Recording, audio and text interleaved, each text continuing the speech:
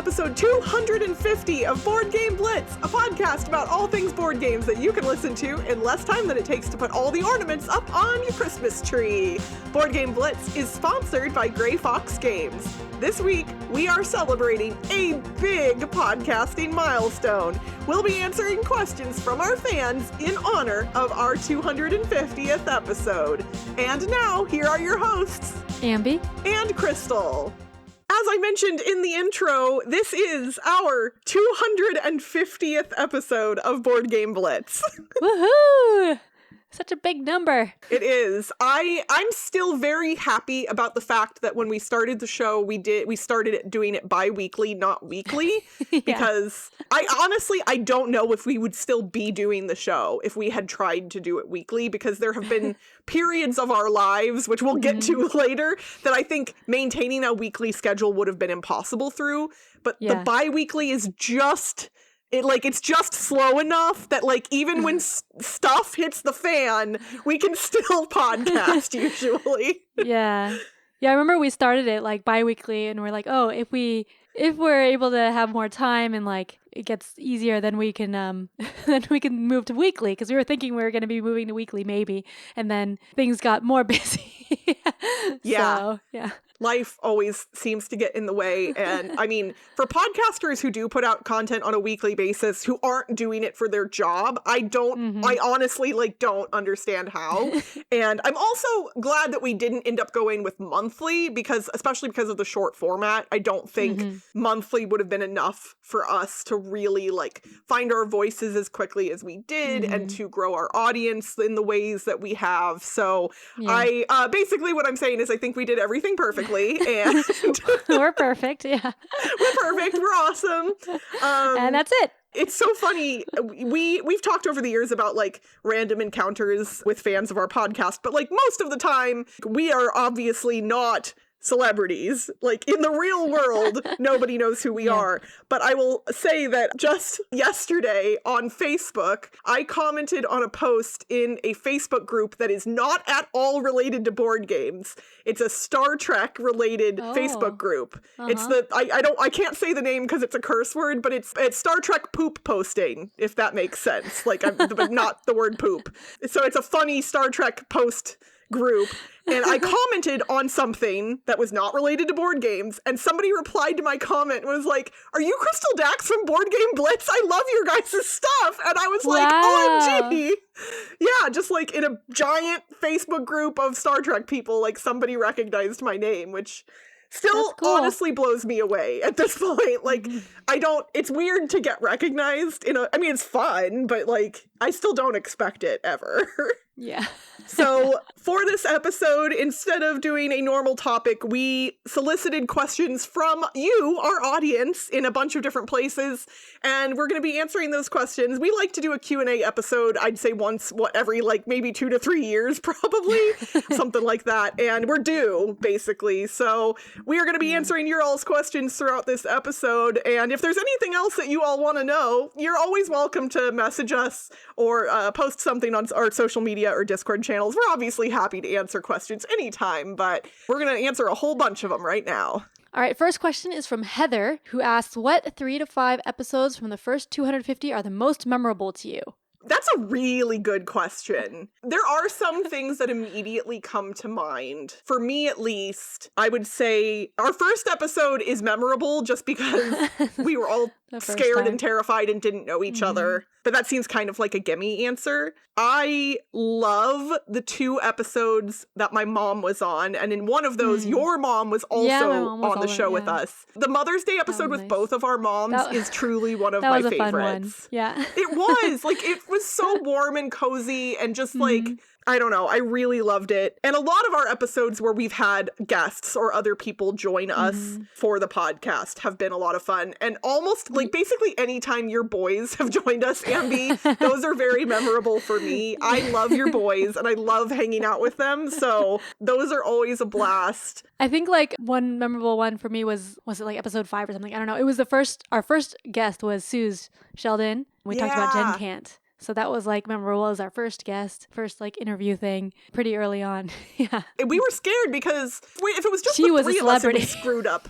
Yeah, no, Sue's, Yeah. I think at that point, I was definitely a friendly acquaintance with Sue's, Mm-hmm. but I don't think, like, I would say I'm pretty good friends with Sue's at this point, like many, many years later, but at that point, I don't know how close she and I were, and while we knew of each other and we had maybe, like, seen each other at some events, like, we really hadn't hung out a ton at that point. And so, yeah, she felt like a real celebrity to us. I mean, she is. She's amazing. So we were really, really happy that she was willing to be on the show, especially episode 5 when we were still getting our feet underneath us. Yeah, I think it was episode 5, right? Yeah, I think it's around there for sure. Double check. Oh, episode 6. Sorry. Episode 6. Episode okay. 6. That's a big difference. I've also really loved the times where you and I have gotten to record in person, where you and I have been in the same room. I do think that's rare. that, I think that you and I recording in different places and having different game groups and different gaming experiences on a regular basis has made the podcast more rich and given it more depth than like we've discussed in the past. If everybody in the podcast is in the same game group playing the same games, I think there's a little bit of a loss of like diversity of thought potentially because everybody's doing the same thing all the time. And I think we have that benefit of not doing that. But when we do get to record in the same space, we get to interact with each other in a little bit more of a dynamic way. And we always have so much fun, especially when we're like at a convention sitting at a random table and there's people walking around and I don't know, it just feels fun to do it in a different place. Yeah. All right. Robert asks, what is the coolest thing that you've gotten to do as a result of doing the podcast? I have an answer for this, although I'm weirdly kind of ashamed of it. I don't have an answer yet, so you can go first. Okay. So I've never spoken at length about why I ended up leaving the Dice Tower,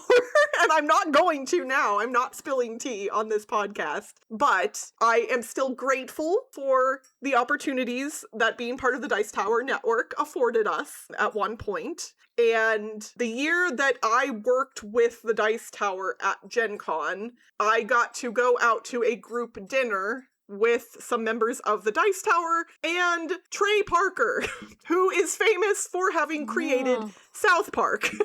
Like, he's legit famous, like an actual celebrity.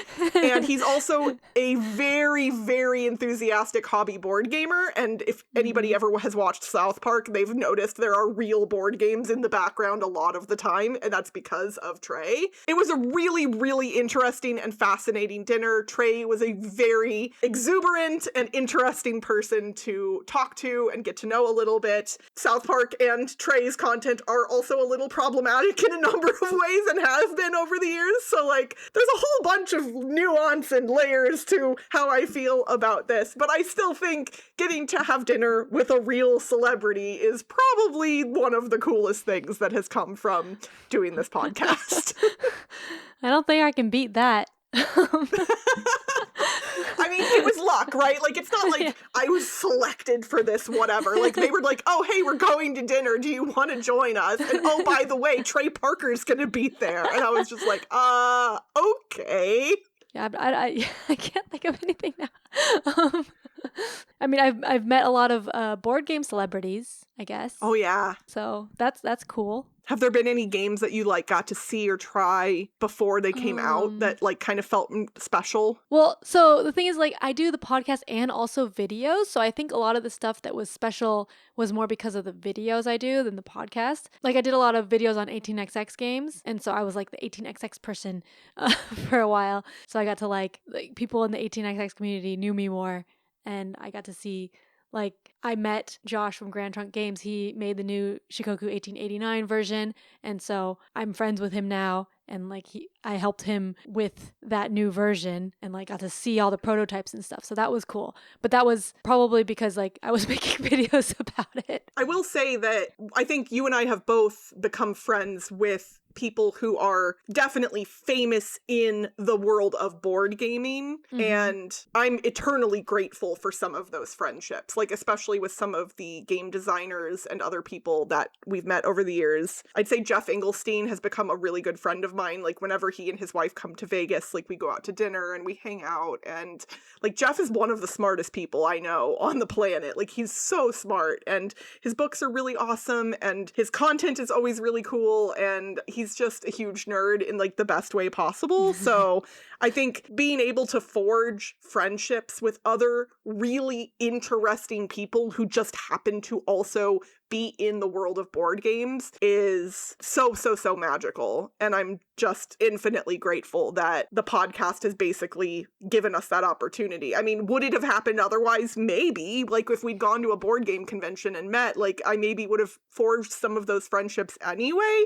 But I think just being more visible because of our podcast has made other people take note of us. We're not celebrities, but like, hey, I've heard of you is a thing. So like, you're not a scary non-entity. You're a known quantity, basically. So you exist.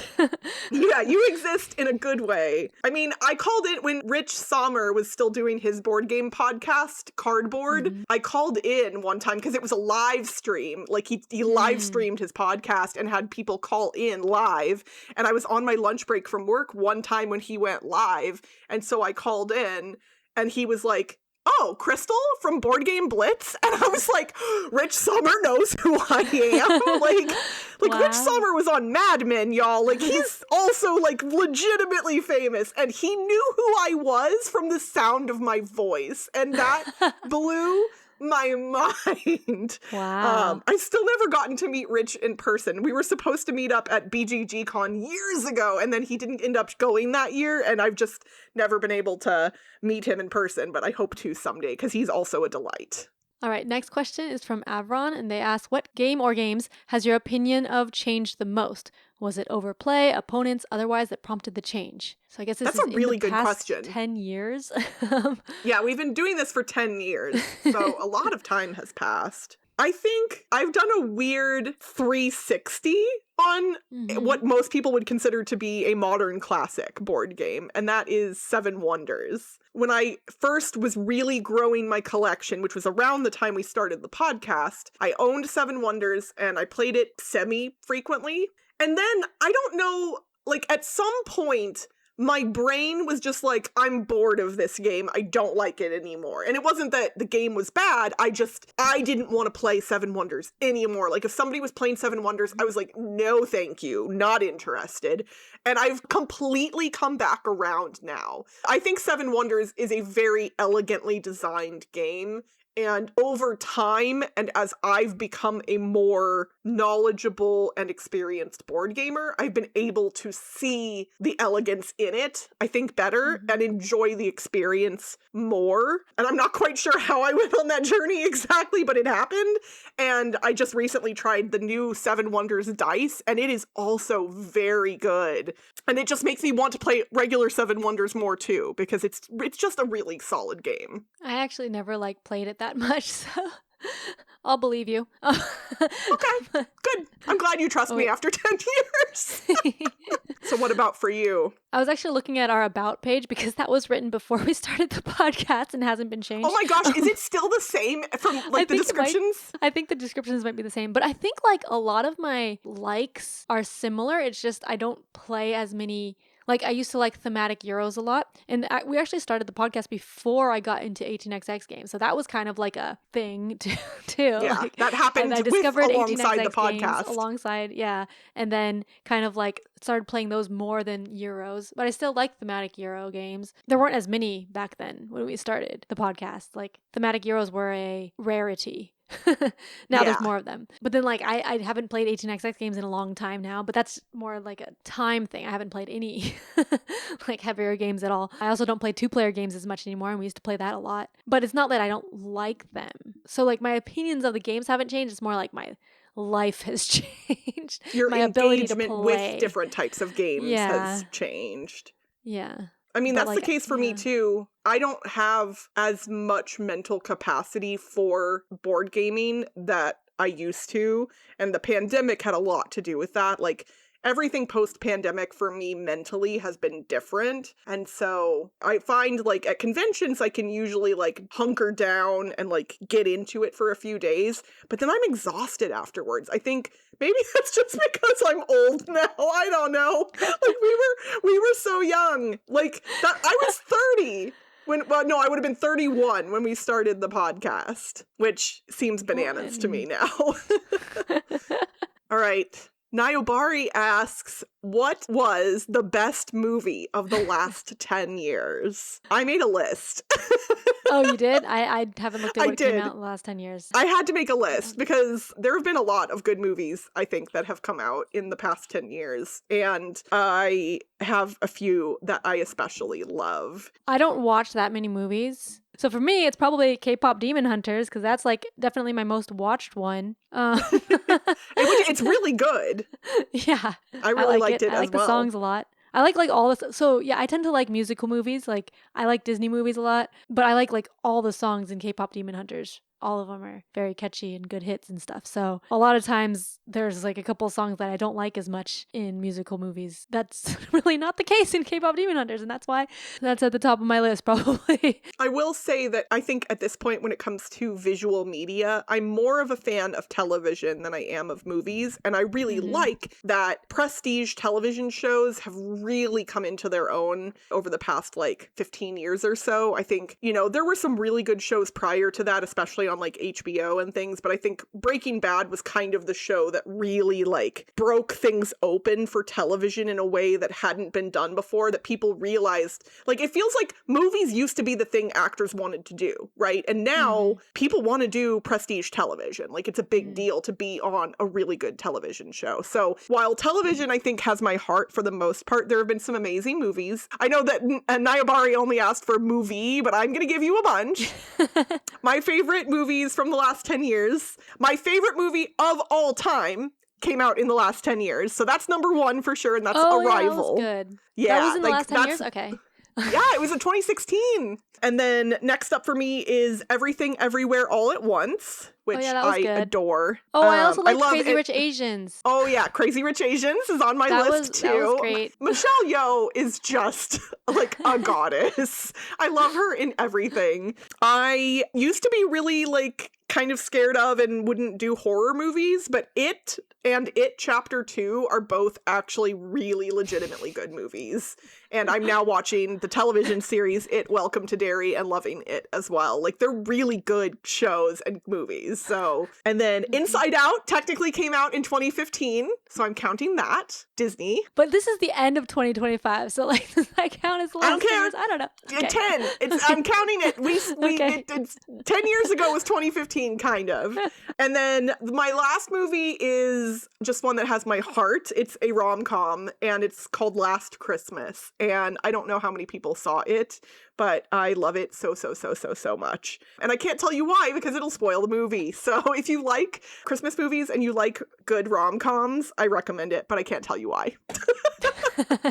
Next question from Cosmic Beat. Favorite and least favorite board game themes? My least favorite is still so easy for me. It's farming. I hate agrarian anything, boring, making crops and I love animals, like cute animals, but like just raising animals for the sake of points in a game, boring. Like, give me a cute something, at least, if you've got animals. But if it's just like, here's some farming stuff to do, I'm so bored. I don't want it. Like, ugh. The game has to be really good to get past something like that for me. Are there that many farming games now, though?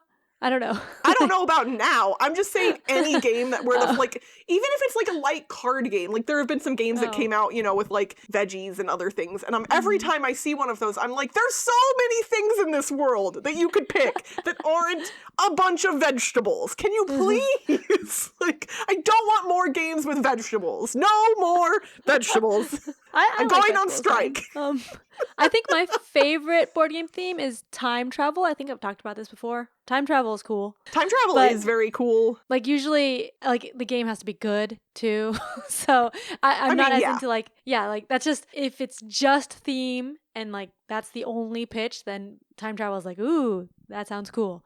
And I used to be like that with space. But now there's a lot of space games, so I don't think I'm like that anymore. I'm trying to think of a least favorite board game theme, and I can't really think of one, because I'm fine with boring stuff as long as like what I like is when the mechanics match it, and then it's like, okay, cool. I think one of my other, like my favorite themes is anything art related, because there's actually a lot of room to play around there. Like, there's games about making sculptures and pottery and paintings, and I actually just recently played sand art, where the game is got colored pencils in it, and you're literally filling a proverbial bottle with sand like you did when you were a kid. And I loved doing that when I was a kid.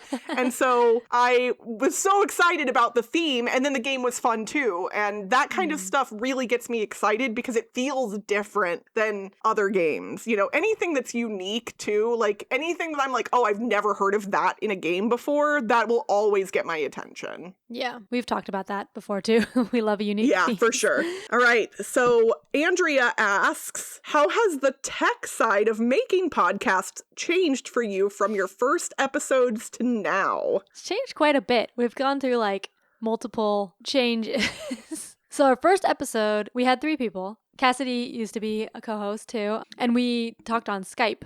Oh gosh, Does Skype still we exist? hated Skype.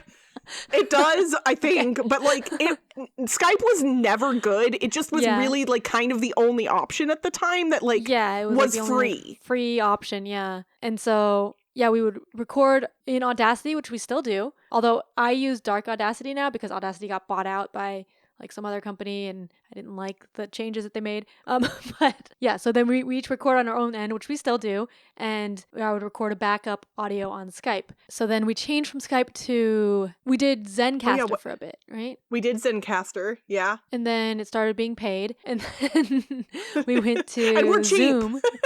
Yes. Yep, we did Zoom. We went to Zoom, and then that for was... a long time we did Zoom. Yeah, but then it like cuts you off at 40 minutes, so we would have to like do multiple sessions. And then I started recording video. So like that's a big change. I used to edit everything on Audacity too. When I started doing video, I started editing in DaVinci Resolve because that's the video program that I use now. I had used other ones before too, but we're not talking about video. We're talking about podcasts.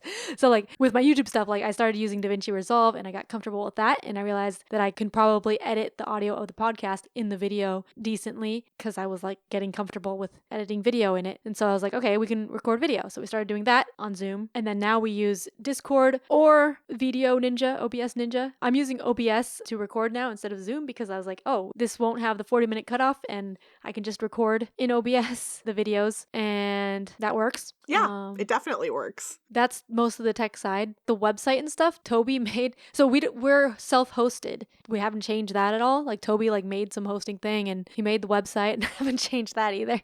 I was like, sometimes I kind of want some updates, but then you're like, whatever.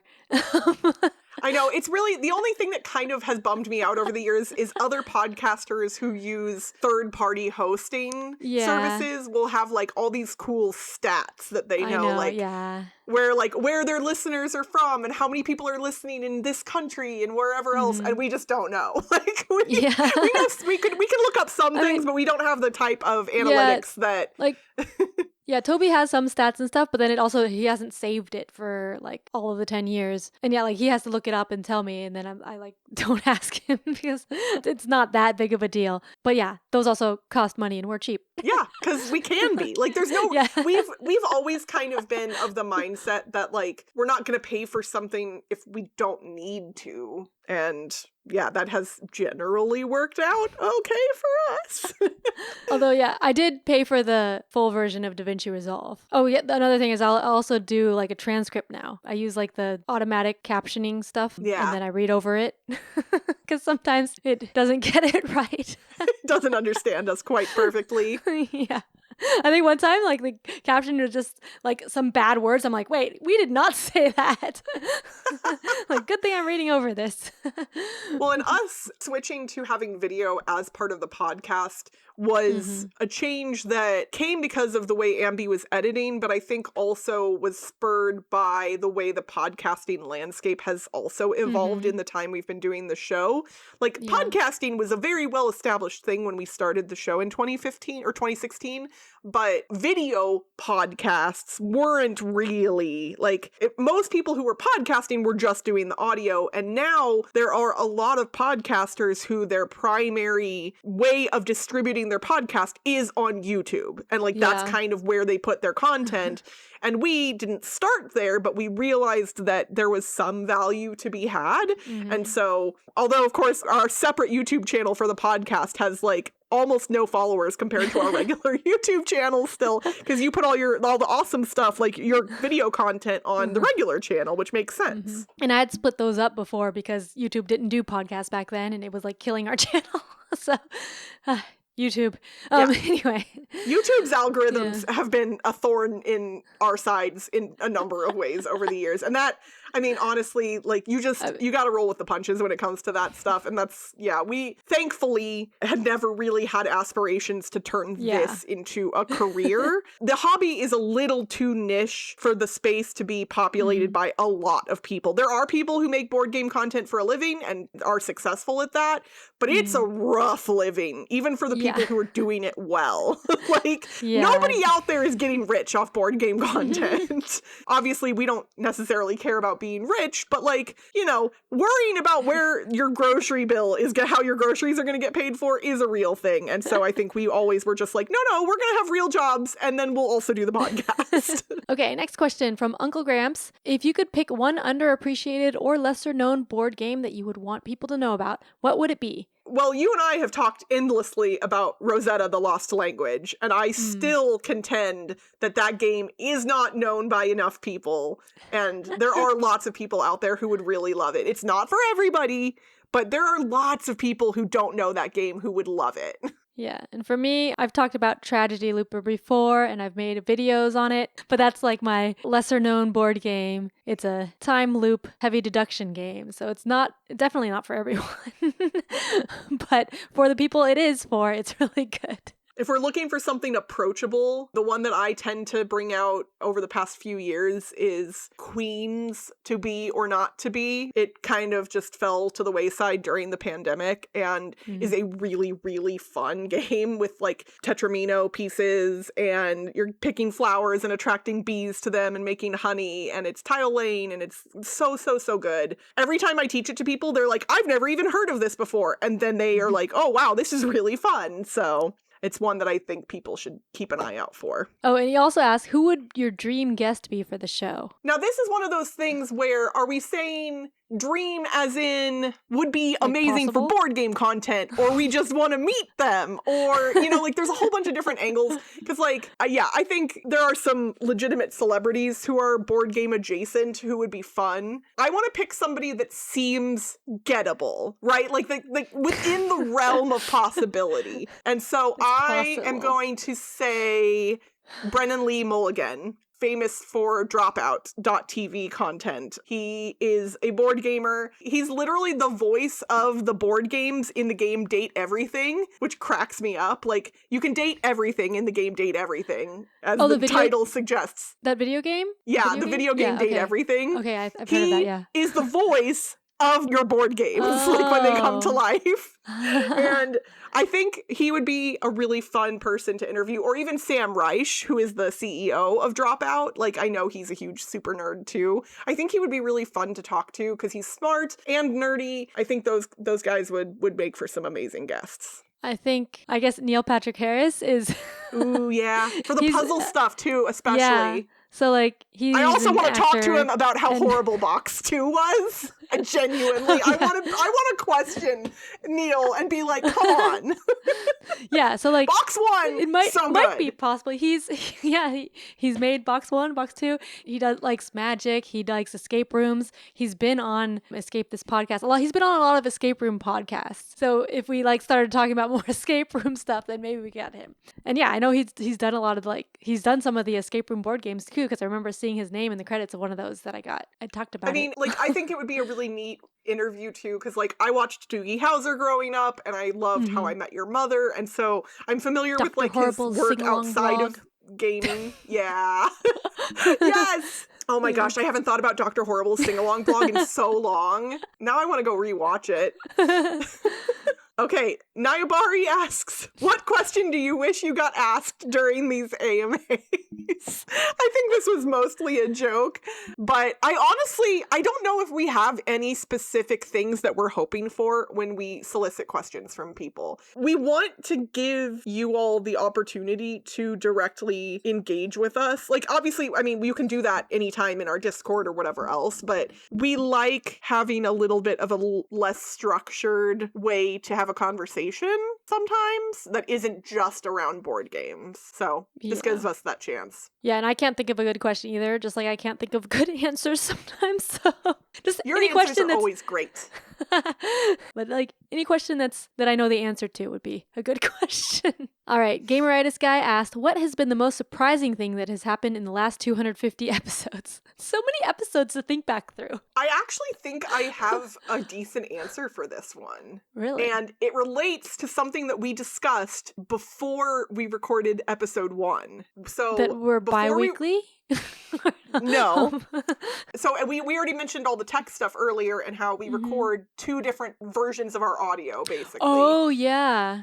And before we ever recorded our first episode, we had a discussion as a group that we recognized that at some point, technology might fail us and we might lose an episode. Like, we might fully record something, and then because of a glitch or whatever, that we may lose the audio for it, even if we were doing the double recording or whatever else. And we have lost single audio tracks before and had to use backups. But in 250 episodes, we've never actually lost any episodes. Like, we've never had to completely re-record any of our content. And that, assuming to this me, one doesn't is get shocking. lost. Oh gosh, don't.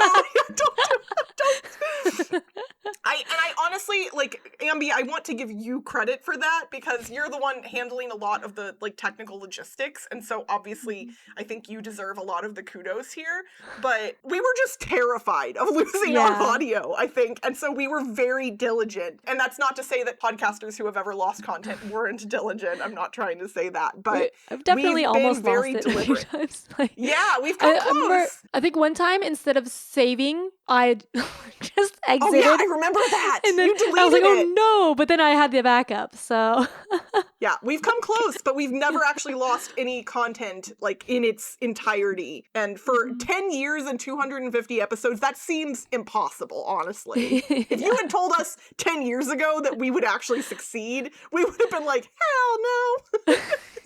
Okay, Lance asked, how many games could you teach without the rule book? Okay, well, so here's the caveat is, do all the rules have to be correct? Because oh yeah, I could teach all of them, I just not correctly. Well, no, I'm saying, like, I think I could mostly teach a lot of games without their rule books. Now, if I couldn't use the rule books to clarify things or look little details up, I think I would get some stuff wrong. But if I had to, like, guess, I would say probably 200 or 300 games that I could likely teach without their rule books. And a lot of them are going to be lighter card games or smaller box games. Like, I'm not teaching Star Trek Ascendancy to anybody without the rule book. In fact, even with the rule book, I'm barely teaching it. But yeah, I think more than most people would assume. I think if you're a hobby board gamer, I bet most people know the rules to more games than they think. Well, for me, I was thinking like 2 or 3, because I think it used to be more. Okay, that's but like I always have to check it for setup and stuff. Well, but then so the setup is not technically teaching it though, right? Well, I assume like you're teaching and playing. I mean, setup is part of like the game. But it's still technically, if someone else got the rule book out and used the rule book to properly set the whole game up, and then you walked over and taught it without the rule book, it's still within the spirit of the question. I mean, well, if someone else got the setup and read the rules, and then you went over and played it with them, that's also you teaching them without the rule book. Well, that's not you teaching it to them, though. Well, you teach them a little bit, and then they read the rules.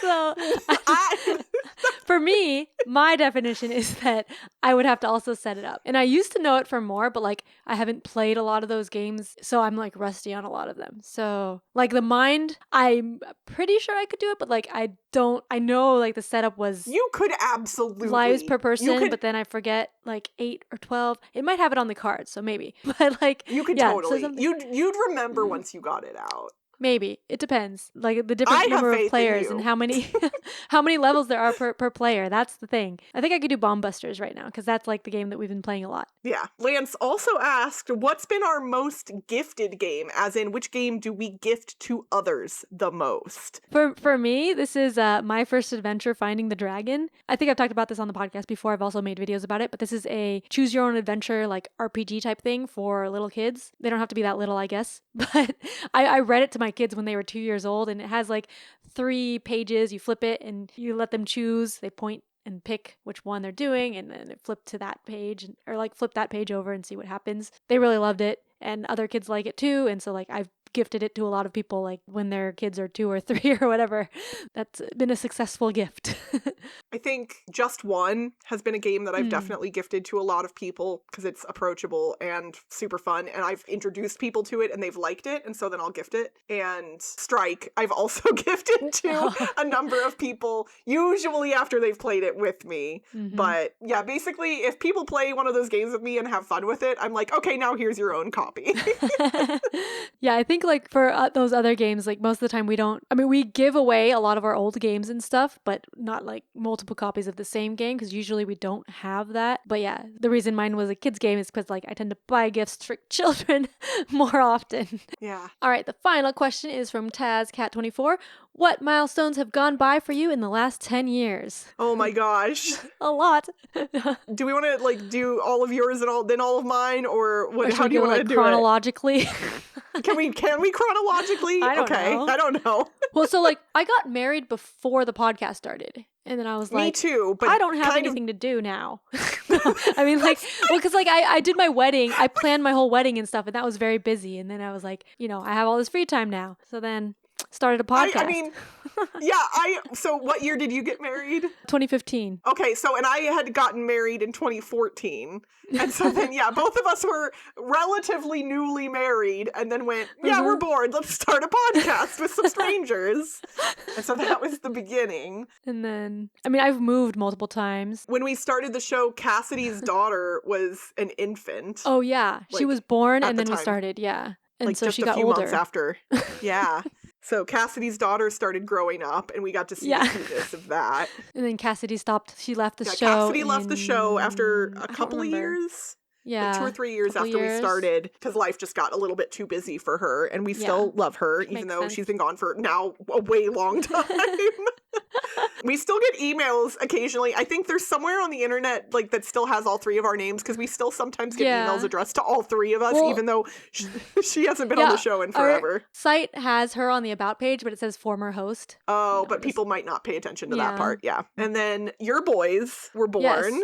I had kids. I got pregnant. That was a milestone. And then I gave birth, and that was another milestone. To And- twins, Yeah, twins. which I did not know prior to you getting pregnant that identical twins were not a genetic thing, that it's just a random happenstance, right? Or whatever. Yeah. Like Yeah, fraternal they're- twins fraternal can twins be can be genetically genetic, yeah. passed down, but Uh-huh. identical twins are always just like a fluke, basically. I think there might be like if you do IVF or something, there's like a increase in probability of identical twins too. I'm not sure why. Oh, really? But they Okay. did some studies on it. But I don't know. I guess it has more chance of splitting. But the identical twins is just when the egg splits. But I guess Yeah. the genetic thing with fraternal twins is that it passes down through the mom, that like there's more chance of an extra egg coming out. And so I guess that's a genetic thing through the mom. Yeah. But we were lucky.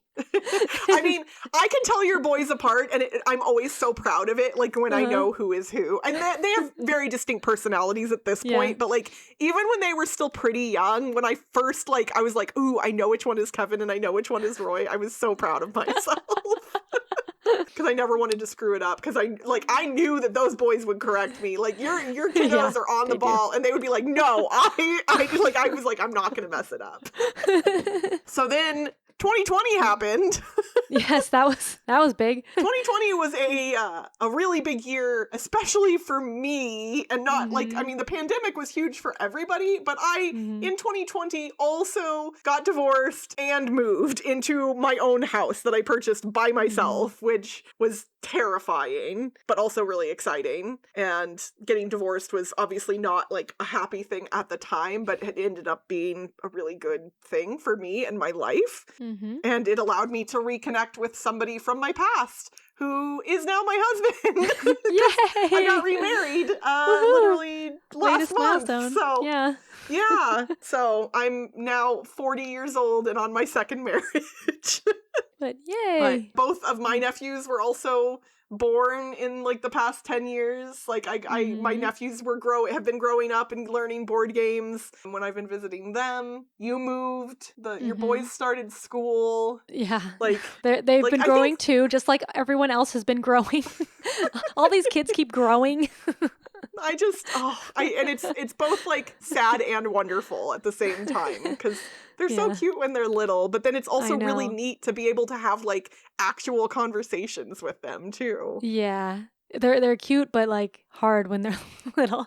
And we keep seeing like people like 2 to 3 is like the peak cuteness just visually, but also like very tough to deal with because they're not like really communicating well. And yeah, they're not as cute visually, but they're. Oh, I still think they're pretty cute, but I don't have to deal with the rest of the stuff. I just get to see the cuteness. Yeah, but if you look back at pictures like from 3 years ago, which Facebook always shows me, they were so cute. Well, perhaps that's enough reminiscing. We're definitely, this is going to be a long episode already, but I don't want to sound like a broken record, but I am so thankful and grateful to you, Ambie, and to our listeners for giving us the opportunity to make this show, because it has changed my life in ways that I did not expect. And it has enriched my life in a lot of ways as well. And so I am just really, really grateful for you and for them and for the fact that we've been able to do this for almost 10 years now. Yeah.